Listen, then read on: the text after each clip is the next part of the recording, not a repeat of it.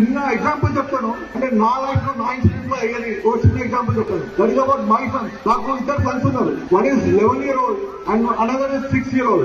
So నేను as a doctor కదా మా పెద్ద అబ్బాయికి అంటే మా ఎల్డర్ సన్ కి నేను ఇన్సిస్ట్ చేశాను, నువ్వు ఏదైనా ఒక స్పోర్ట్స్ యాక్టివిటీ తీసుకో, ఏదైనా సరే నీ ఇష్టం అని. నేను ఫోర్స్ లో ఏం చేశాను, టెన్నిస్ కోర్స్ లో జాయిన్ చేశాను. టెన్నిస్ ర్యాకెట్ ఎక్కించేసి ఒక కోచ్ పెట్టేసి ఒక టెన్నిస్ కోర్సు అని చెప్పించాను. సో రోజు నేను ఫోర్స్ చేయడం ఆయన ఎప్పుడు కూడా ఫోర్స్ ఇంట్రెస్ట్ గా పోలేదు టెన్నిస్ కోర్స్ కి. సో ఒకసారి నా దగ్గర వచ్చేయమని చెప్పారు, డాడ్ నేను టైక్వాండో నేర్చుకుంటాను, టైక్వాండో అంటే నాకు ఇంట్రెస్ట్ ఉంది, నేను చేస్తాను అన్నాను. సరే ఇంట్రెస్ట్ ఉంది కదా ట్రై చేద్దామని లోకల్ నా మాస్టర్ కూడా టైక్వాండో స్కూల్ ఇక్కడ కోచింగ్ ఉందని చూసి నేను సర్చ్ చేసుకుని అలాని టైక్వాండోలో జాయిన్ చేశాను. సో టైక్వాండో జాయిన్ చేసిన తర్వాత టైం అయిపోయిందంటే every day get up early morning 5:30 అయితేనే రీచ్ అవుతాడు.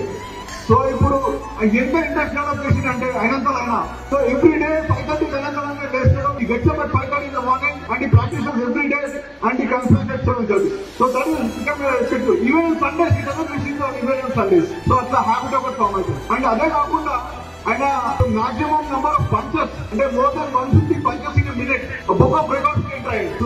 సో అదే విధంగా మా ఇంకా చిన్నతను ఉన్నాడు శివ, ఇంతవరకు రాలేదు, ఇంట్రెస్ట్ అయితే రాలేదు. ఆయనకి ఏ పైసా ఉందో చెప్పాలా. సో ఆయన లేజీ రిపోర్ట్ 7:30 తర్వాత లేస్తాడు.